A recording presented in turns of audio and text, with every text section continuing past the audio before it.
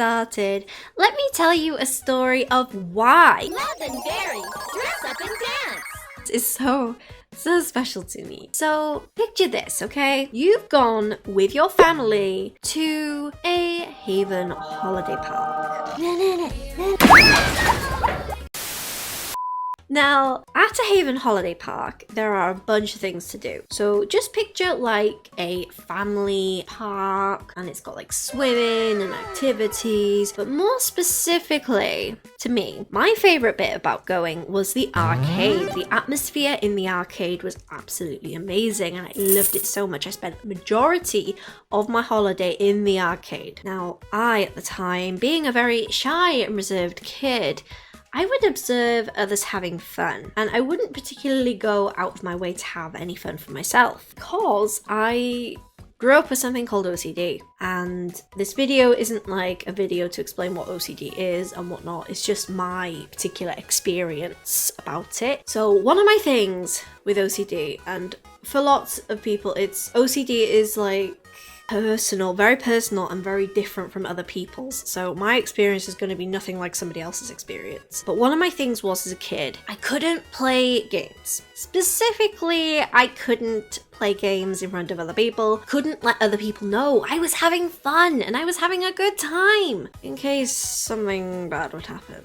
And I would often make myself fade into the background and not be noticed because I was always frightened of somebody seeing I'm having fun and then something bad happens, you know? And this is important to note. I promise it is relevant because this was such a big moment for me in my life at the time. And I know what you're thinking.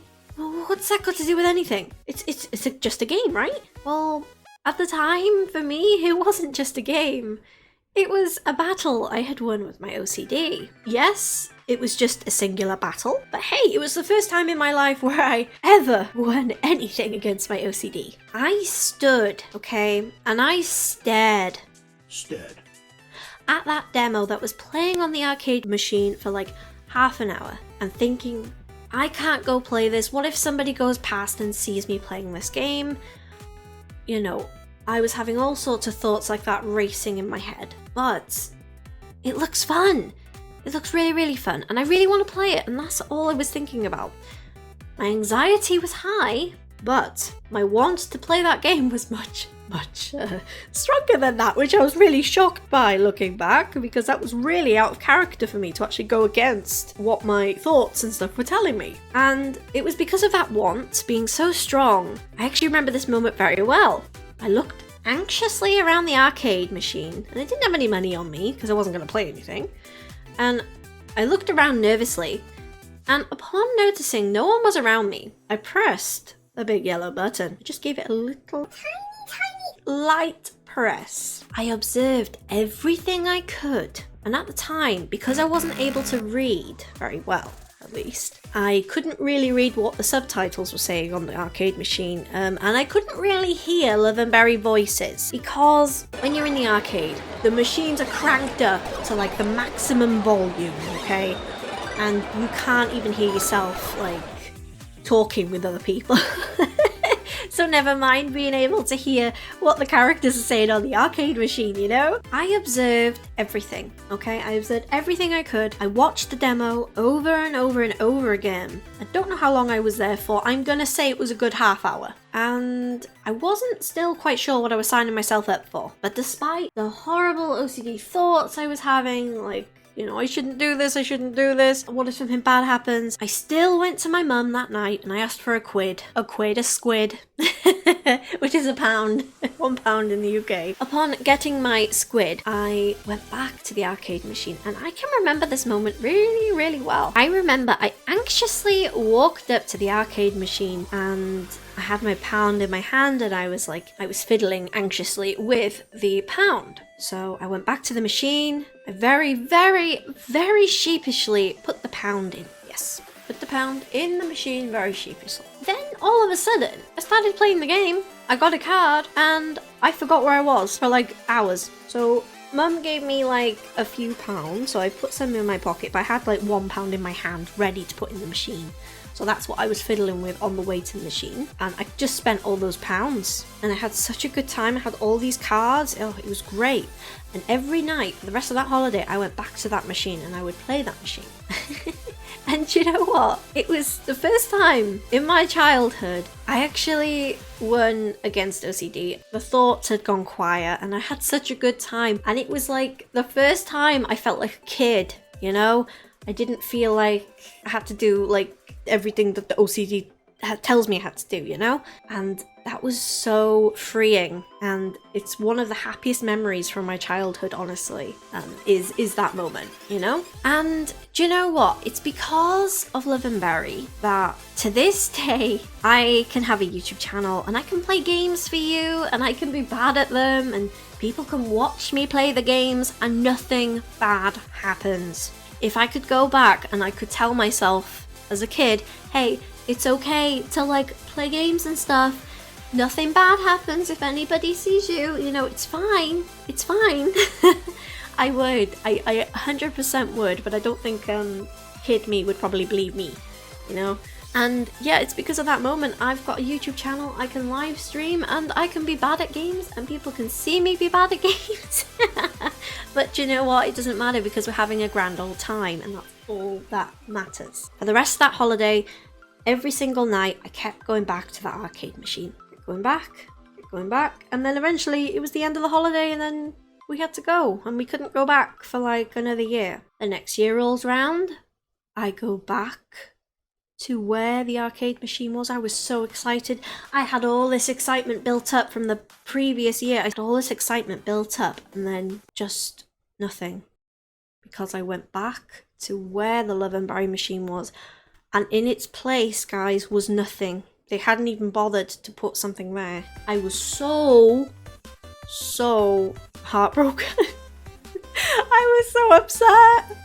I couldn't believe it. And I didn't quite know what to say or what to think. But I thought, well, Love and Berry's not here anymore. So do you know what? I'm going to enjoy some of the other games. And that I did, but I was still upset that I could no longer experience Love and Berry Dress Up and Dance, and it was so upsetting. And I think the worst thing for me was just seeing that particular area empty, you know? Like I said, they hadn't even bothered to put anything there. And I mean, I don't blame them. It was in like a corner next to like a bar. It was a small space. There isn't like much you probably could have put in there, you know? Just to see that it was empty. Like, you could have just left the machine in there, you know? You didn't have to get rid of it. So there was no machine. I was very upset, but it was fine because I went to go play other games and time went on and I eventually sort of forgot that Love and Berry existed. When I was a teenager, I started thinking back on like things I used to do at the Haven holiday parks, and I remembered I played the Love and Berry machine, and I remembered I had some cards somewhere. So we found the cards and I started doing some more research into them, and I couldn't really find anything, but it wasn't until I was it wasn't until I was an adult where I actually started to have a cheeky little look online, and I actually found so much about Love and Berry Dress Up and Dance, especially from the Wiki page. And I remembered that Love and Berry was one of the reasons why I could play games and have people see me play games to this day, you know? I still get a little bit self-conscious now. Like, I'm not gonna lie, like, I still do struggle with my OCD and whatnot. Sometimes I struggle making content because I'm thinking, like, something bad's gonna happen, you know? Like, and it's really silly because it's illogical. Nothing bad is gonna happen. Nothing bad ever happens, you know? And I'm just so glad that I had that experience as a kid where I had that moment where I felt I got to be a kid. I got to have fun at the arcade. I was a normal kid for like, you know, a few hours. That was so good. I think that did me so much good, you know, because looking back on it as an adult, I'm like, oh, I'm so proud of you, past me. I'm so proud of you. I'm so proud of you. Thank you. if you're someone with OCD and you're someone who has won a battle with it. Now, OCD is an ongoing thing. It doesn't just disappear. And there are times in your life where you'll be able to like win a single battle with it. It's like, it's so freeing. It's it's an amazing feeling, honestly. Yeah, I'm just so happy that Love and Berry was able to help me so much like it has. And it's such a good game, honestly. And I want to go through with you. I'm just like talking about the game with you because I love Love and Berry so much, and I want you to love Love and Berry so much as well. I would like to introduce you to Love and Berry Dress Up and Dance. And I would like to do a deep dive into it. A deep dive into the magic and why it's like the ultimate fashion game you've probably never heard of. I mean, there's a chance you've probably heard of it, but you know, maybe not. So a lot of this information I've got off the Love and Berry wiki and through my own memories and through playing the game as an adult again as well. It's quite possible I get some information wrong or I say it in the wrong way, and that's not intentional, but if I do, feel free to correct me in the comments. I really would appreciate that. I'm sure there are some like, you know, Love and Berry legends out there who know Love and Berry inside out, you know. I'm just someone who likes the pretty cards and the dancing and the songs and stuff. I'm not an expert in anything at all. Okay, so with all that out of the way, let's get started. You can get fashion magic cards. Let's get dressed up and go dancing. Love and Berry Dress Up and Dance is an arcade rhythm dress-up game in which you use your collectible cards that pop out of the machine to dress both Love and Berry up. Dressing them up in certain ways will increase the bar, which will help you with some cool points for the rhythm portion of the game. Upon putting your squid, your pound, or your whatever it is into the machine, a card would pop out. You could either get a clothing card, special item card, footwear card, or a hairstyle card. Scanning the cards into the machine during the dress-up section of the game changed the character's hair, outfit, footwear, and the special item cards are really fun because they do special things, but we'll get more into that later. Later. Be patient. Okay. So, actually no, we're gonna get into that now. I tricked you. Okay, so special item cards did special things that normal dress-up, hairstyle, and footwear cards could not, like adding more time for you to dress up Love and Berry or changing the colour of your shoes/hair. Speaking of the cards, if you went ahead and added up all the cards over the course of the time that the game was in the arcade, a total of 582 cards for Japan. So yes, it's quite a lot of cards, isn't it? Like all these different cards and so many, and that's not even including how many were printed. So in 2006-2007 alone, a total of 104 million cards were printed. Like, how much is that? I don't even know. I don't even know. I can't even count that high. Well, I mean, I can't even count past 5, so yeah. I found that little bit of information on the Wikipedia page for Love and Berry, but I can't remember where I found like the first bit of info. Hopefully I will, editing me will find it. Please, editing me, please do the thing. I hope you've had a drink today as well, because I'm rather thirsty. Anyway, once you go ahead and you put money into the machine, you are greeted with a bunch of modes to choose from. Now, the modes differed depending on region or depending on if it was the first to the second collection or the third to the fifth collection. I'm just going to list off all the modes. I won't be able to tell you which version is in what mode because that's a little bit tricky for me to find out, but I can tell you all the modes just like off the top of my head and whatnot, you know? So, like I said, once you put money into the machine, you're greeted with a bunch of modes to choose from, like super easy, recommended easy, kind of hard.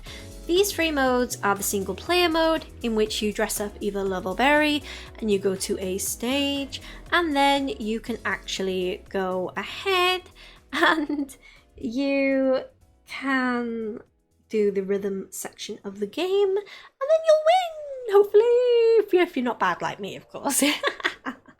Oh. Now for the dress up research bit. This mode lets you check your outfits. You can even change your character and lucky color. Along with doggy mode is next. Now I would have loved to have had access to this, and basically this was like a Japan exclusive, and basically there's Love and Berry and there's a dog, and oh, it's fun.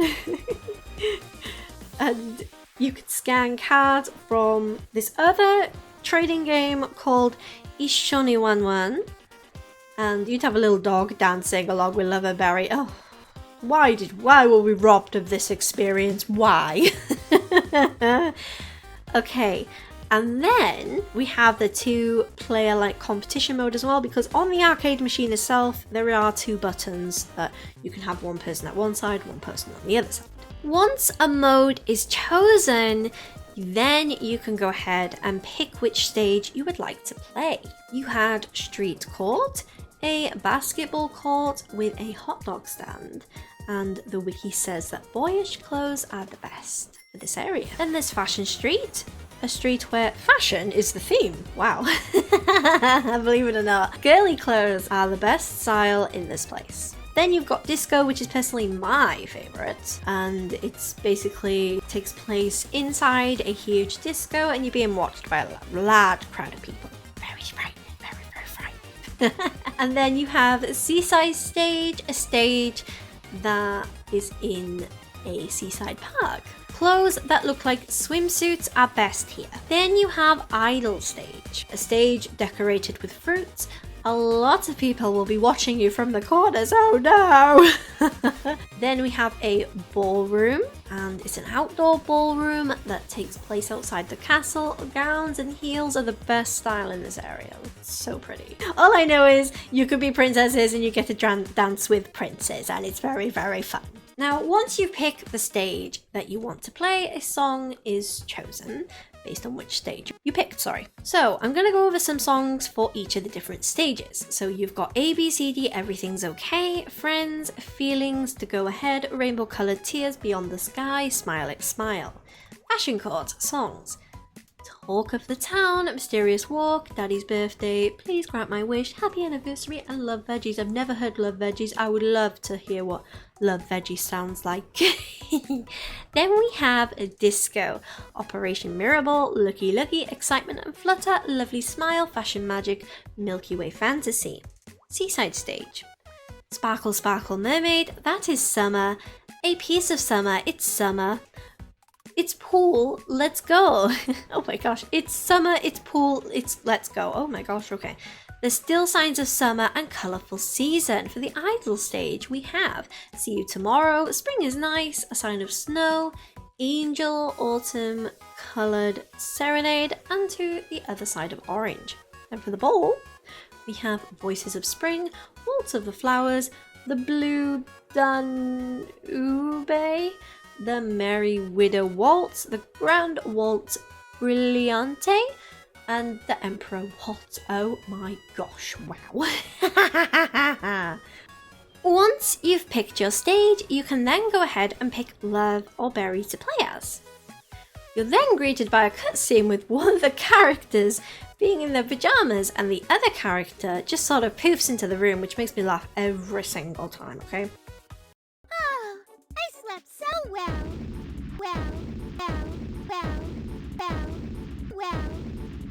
Love? We're going out. No!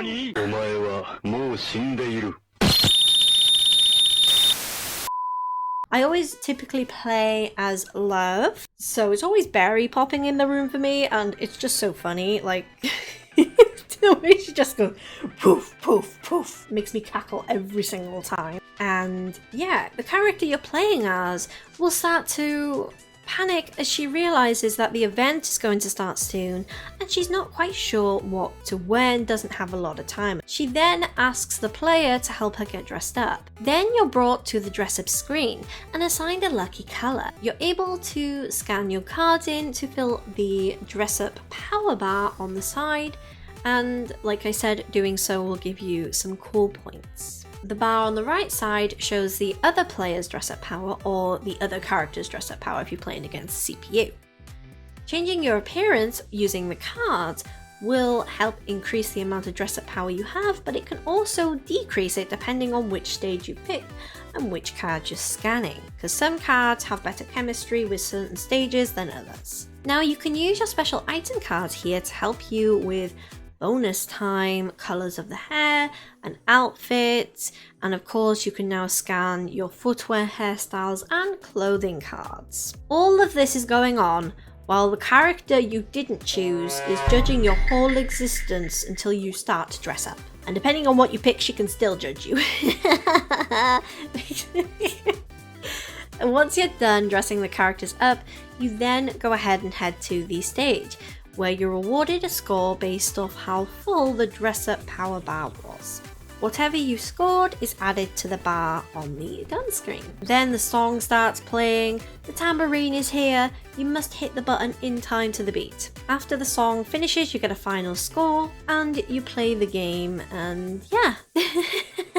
You have a grand old time. You keep doing it over and over again because you want more cards, and that's essentially the basic rundown. During the song, if you miss any of the timing or anything like that, when you're trying to hit the button in time with the beat, if you miss any of that, you're going to have something happen to you which is called a pajama miss. Momentarily, it will deduct your dress-up power to 0, and your character might change outfit to their pajamas, like Love's pink pajamas, and then you'll have Berry's bluish pajamas as well. But I've also seen some quite funny costumes that you can get as well. So there's a sumo costume, there's a monkey costume, a ladybug costume, a cow costume, and something called an oji-san costume. I don't quite know what this is, but it looks very strange for sure. Loveandberry then went on to release a movie, a DS game, and they have a whole bunch of merch. So we're moving on now to characters. So there are quite a few reoccurring characters, but we're just going to be talking about the 4 main ones. So of course we've got our 2 Love and Berry. These are the main 2. So Love is a fashionable witch who loves to dress up cute. Berry is also a fashionable witch, but she loves to dress up cool instead. Then you have another character called Misha. I think that's how you say that. I could honestly be very wrong. She made her debut on the DS game for Loveandberry. Then we also have Isabella, and she is a mysterious headmistress. She's said to have been referred to as a cat granny by her neighbours. That's so funny, it's so funny. Now, you might think that Loveandberry has been forgotten about and has faded into the void. Well, I'd agree with that happening. And that's a part of the reason why I've named this video the Forgotten Fashion Game. Now, that can be said for the game overseas. However, in Japan it's a little bit of a different story. Sega in Japan have celebrated the 20th anniversary of Loveandberry with merch, events, a book, cafe, all sorts of things. Heck, there's even a museum. Overseas is a different story though. Here we have the Loveandberry wiki page, and the wiki page has their own Discord server. And the Discord server is really fun, and it's really cute. There's some cute emojis in there, and there's some really nice people in there as well. And if you're an overseas fan, or if you're a person in Japan, you can also join that Discord server. I will leave the link down in the description for you. And there's also the Loveandberry subreddit on Reddit. But other than that, unfortunately, I believe that's all as overseas fans currently have. Unless someone somewhere wants to host a Loveandberry, I don't know, Europe meetup or something, I don't know. But yeah, I would actually say that Loveandberry is a forgotten fashion game. And it's sad. Maybe, like I said, not so much in Japan, but definitely overseas, definitely. Now, thinking about Loveandberry, what could they do? How could they come back? You know, that would be so nice if they could make a comeback. Now, more than ever, is a really good time for Sega to bring back our girls! Bring back our girls! With cozy games and fashion games being a real hit with people at the moment, it's perfect. Imagine you could have fashion battles with the cards and stuff. Imagine if it was on Switch, you could have the NFC reader, as the way you scan the cards. wouldn't that be so cool? And having dance battles and stuff. And like you could have a story, you could make it about the fashion academy, like, oh, there's so many cool things you could do with it. And oh, absolutely, I love that so much. I really hope Sega will make something happen at some point. Oh. Now, is that all we can talk about in terms of Love and Berry? No, not at all. But I've never actually made a video like this before. And I'm just sort of seeing if people like this content in the first place. And we can talk about the film, talk about merch, we can talk about the DS game even. And if you would like to see me make those videos, then please, please, please, can you share and subscribe and like the video, please? I know, like it's annoying when the YouTuber you're watching on the phone asks you to do the thing. But if I see that enough people like this and, you know, want me to do more videos like this, I will definitely do that, because I love talking about this game. It's so much fun. And I just want to say, like, a big thank you to the people who are like working behind the scenes on the wiki for Love and Berry. Like, you guys are amazing. Like, the quality you guys put up on that is absolutely amazing. You should all be proud of yourselves. There are like people who have like documented as well on the YouTube, like Love and Berry gameplay footage. Like, you guys are absolutely amazing. Everybody's amazing. All the Love and Berry community is amazing. And currently, for like those of us who speak English, the Love and Berry wiki is the best like English resource that we have to like find out more about the game. And there are also like a bunch of like wallpapers and stuff on there which are really cool. And if you go to the Love and Berry wiki Discord server, they do have some Love and Berry emojis in there too, which are quite cute. But yeah, let me know if you played this game as a kid or whatever. I would love to know what you think of this game. Would you like to see me make another video on some of the merch maybe, because there's all sorts of merch. There's all sorts of merch. Oh my gosh. Okay, well, I have been Eric's Moonstar. You folks have been amazing, and yeah, ta-ta!